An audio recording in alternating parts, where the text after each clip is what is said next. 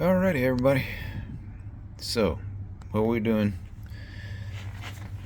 to the Aston Martin DB11 today, we're going to try and replace these trunk struts that are, yeah, they're big. They're going to be challenging. Well, this end, yeah. So, I think I got the tools I need to get this done, and this will be my last Aston Martin DIY project, because I may be trading this little beauty in on something a little different tomorrow. But I got these trunk struts, and I'm going to replace them before I turn it in or trade it in. So whoever gets this one, she's gonna be a pretty good example of a DB11. All right, these trunk struts, and if I remember, man, I could not find any information in the service manual on how to do it. So here's the part numbers, and I got these from the Aston store. So yeah, probably the best price around, or the Scuderia, whoever your preference is. I think they're very similar in their pricing. All right, so I need to get this harness out of the way so that I can get to that little ball socket. So we're going to take this T20 and we're going to take this. Let me just take this loose real quick. Let's see if it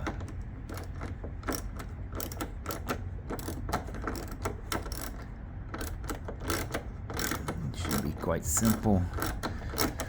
And I don't know, depending on how wore out and unhelpful your trunk struts are. And I mean, even so, once you disconnect it, the trunk's going to want to fall. So I found me a pole to wedge in here, put some blocks of wood and towel to protect the stuff. It's to hold the trunk lid up, or boot, as she might like to be called. All right, so there's one. Yeah, that's going to be helpful. And now I got to get to that one, but this is in the way. But luckily this comes out, so there's just this little push down tab right here. And I know the light's changing because I got this headlamp on, so it may be a little weird. So just, yeah, push that little tab down, slide that out. And I actually had that off last night, cleaned it up. So the biggest let me take this guy off real quick. And so the biggest challenge with this is actually reaching the very back one. Oh my gosh. Oh, it's a different size screw. Stand by. All right, so interestingly enough, the lower one's not a Torx bit, it's that. So just get that little bad boy out. So the biggest challenge is reaching that far end to get that little ball socket off of the, I don't know, the ball, whatever. So, and I can guarantee you there's no access through there. I pulled that down last night, and it's frame. It's the inside of that. So there's, yeah, I mean, literally I have no idea how to physically access that thing. But there we are. That's a little helpful. Clean that up. So get the light set up. So okay, that one, top one there, that one's not going to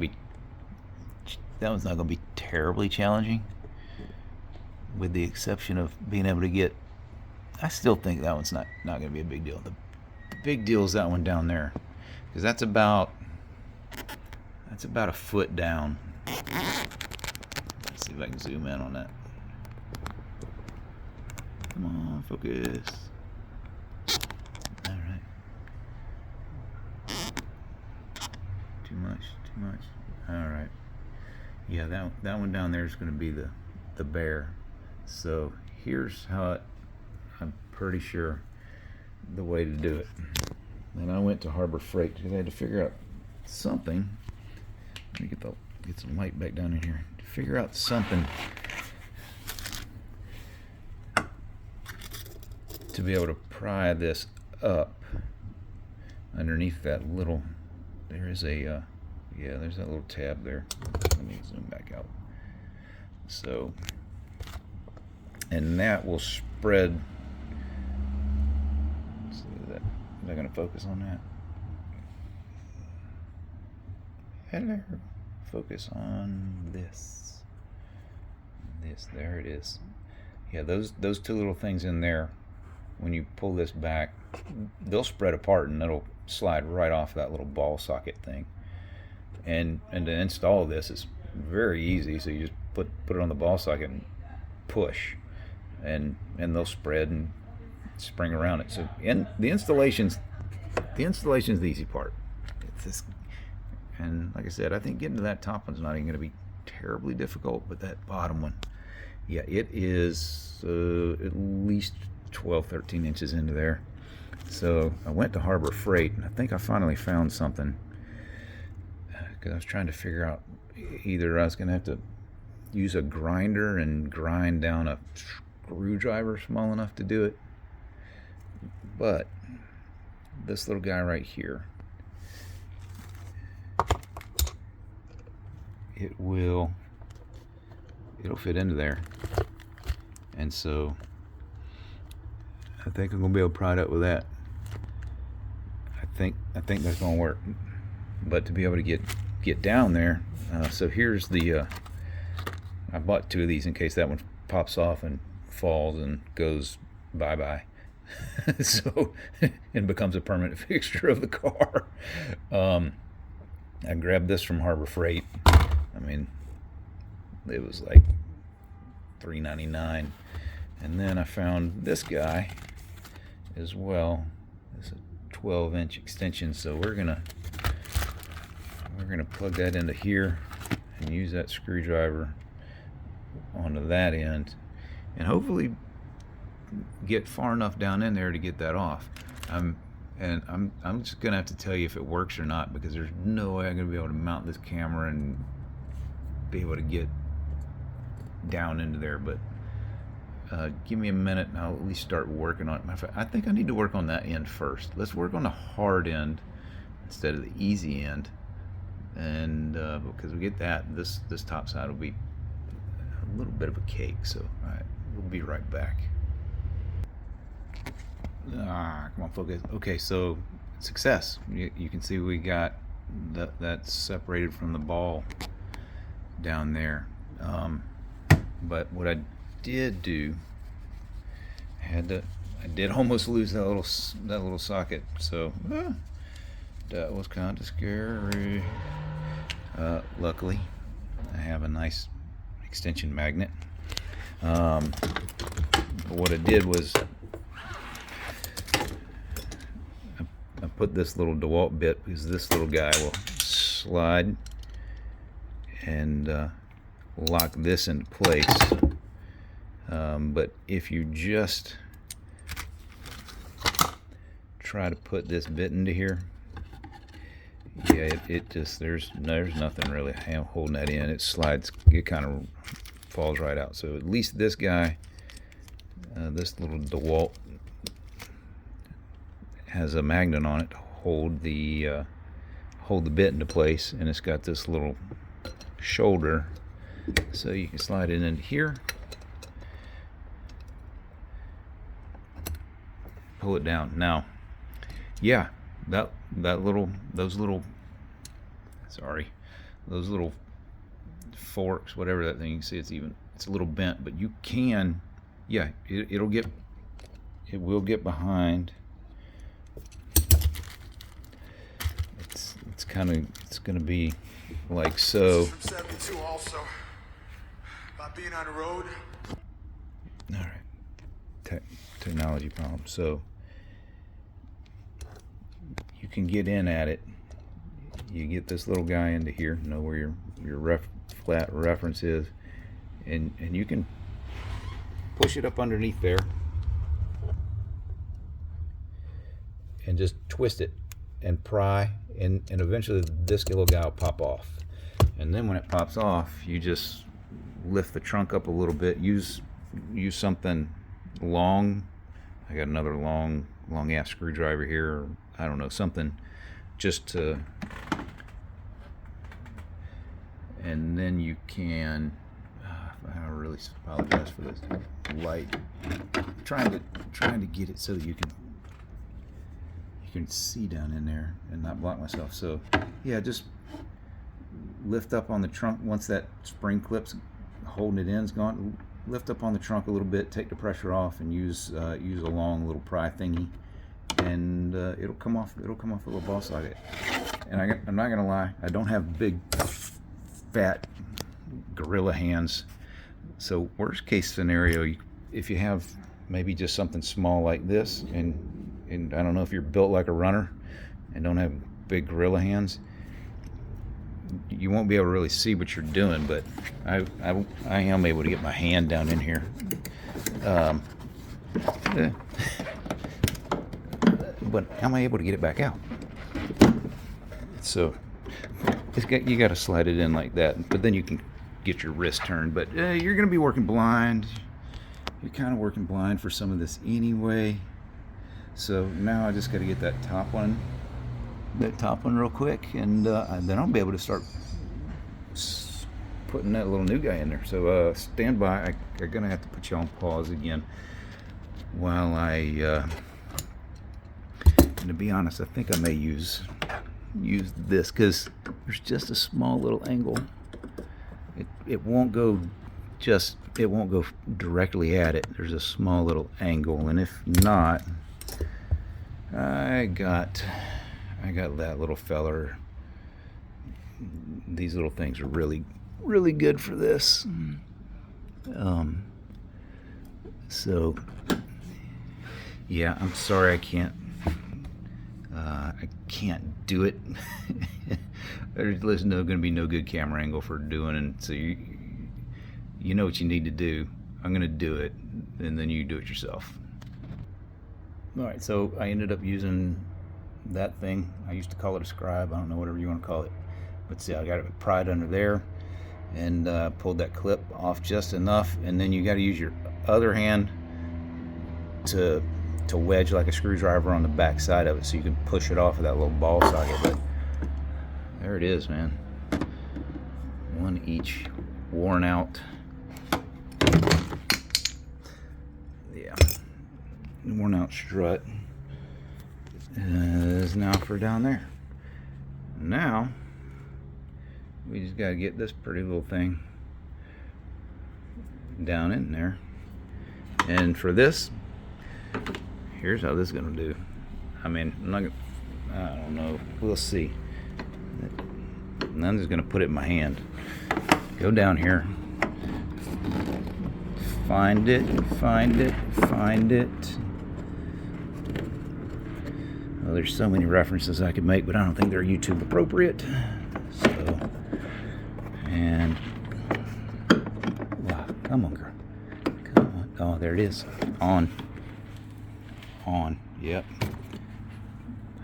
And then I really hope it focuses, but we're gonna try and just do this. Ooh, I need crud. I gotta use two hands because I have to lift the trunk up, because I don't know, maybe I can.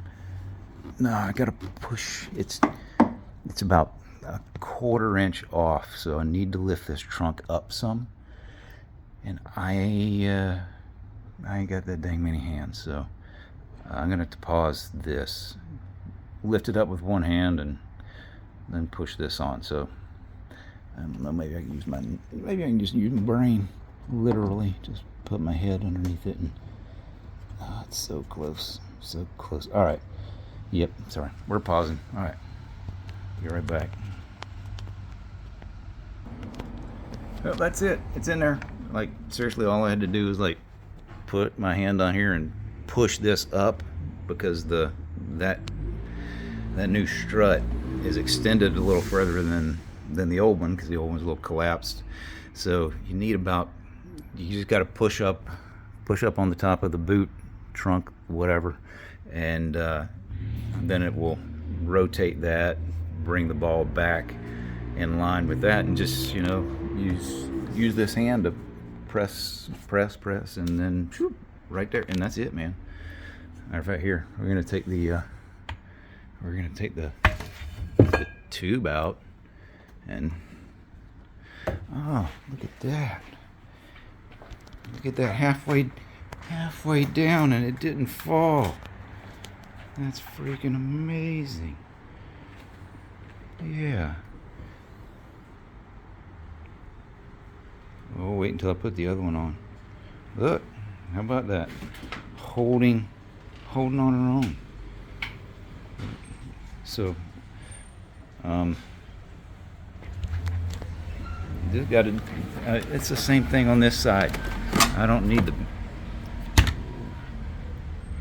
Yeah, exact same thing. Take that off. Take that off. Get the wiring harness out of the way, and then, you know, wash, rinse, repeat on this side, what you did on this side, or if you start on that side, do it over here. And I'm just gonna pause. I'm gonna do this side, and then I'm gonna come back, and we're gonna have a really well functioning boot lid. So, all right, hang on, stand by. This will take you guys just mere seconds. Okay, number 2's in. So I will give just a little bit. And so I did buy 2 of these kits, and they're like $3-something, but yeah, you can see I busted that one. I tried that. I tried the other one without having to open the kit, and it was a little too thick. So I'll tell you what I did, but just like as a technique, you kind of got to. It would help if I actually showed. All right, so you see this little angle that I got right here, like kind of come in at that, and then it'll get down underneath that thing, no problem.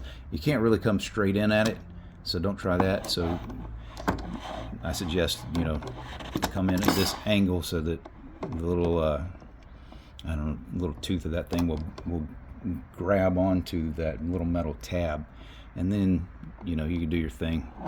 And you can even use here's kind of how I use my long screwdriver to get on the come on. All right.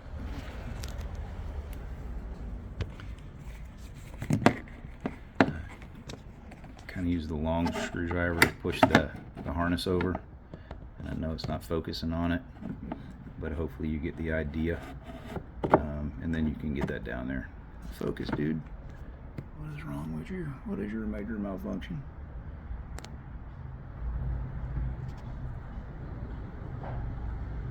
What are you trying to focus on, camera? Holy cow. Alright. It's like not what you want. So I think you get the idea. So you got the screwdriver, long screwdriver, whatever you want to use, back behind it to give it a little leverage, and then you come in at that angle until you find it, and, you know, just feel for it, and then once you feel that it's on it, you twist, almost like you're trying to unscrew it, but just give it like a quarter, like maybe an eighth or a quarter of a turn, because it honestly doesn't have to move that little metal tab. It doesn't have to move that little metal tab very far. So just a little smidge. Oh, look, lift-o-matic. But that's what makes it expensive right there. So that's the old part number. Alpha Charlie. What did we yet. Oh, for Charlie. All right, so no new revision on that. So same old part number. All right. I'm gonna screw that back on. I don't have to show you how to do that. I'll come back and give you a little. These things are a smidge. You just got to mess with it. Kind of a pain to get back lined up, but they go. So stand by. Okay. One more thing. Since I did break that one ear off of that one, what I did was I used this thing, and I did precisely what I suggested. Just palm it. Get your palm down in there, and then you can feel for the point. You do it by feel. You get the point into the little metal tab. Get underneath there, and you just push it in, and once you get just a little bit in, it will move that clip far enough off, and then you can pull it off yourself. So once again, this palming this thing, and that was the technique that I used to get that one way down there, considering I had broken that tab, and I just didn't feel like opening that package up. I'll probably take it back, I don't know, for $3. It's not that big of a deal. So yeah, all right, now I'll put this back together, and I will be right back with you. I just almost forgot to tell you how I got this side off, and then for the top, once again, just used that one just like the other side. So that was it. Basically, just the way I undid the bottom was different from one side to the other. So there you are, 2 techniques. That's it. That's done. Okay, to get these back in and all the way back, it can be just a little finicky, because you see this, like each side's got those little tabs that really kind of need to go on the outside there, and when you do one, if you get it crooked, the other side will not. So I almost start with that inside, get it lined up, and then try to get it. Do I have that? Oh, I do have that lined up. So that one went. That one went out easier than I thought. So okay, I just got to push it back. Just got to push it back the rest of the way. Like that one, and that's it. And this job will be done. Make sure I got my keys in my pocket. But yeah, check it. Non-slamming Aston boot that will stay in more than 2 positions. Generally it's like you have to have it all the way up or all the way down. And if you have it all the way up, if there's a little bit of wind, it's going to close it. So, but yeah, it definitely still has a balance. But either way, look at that. And also, key. All right, cool. So now it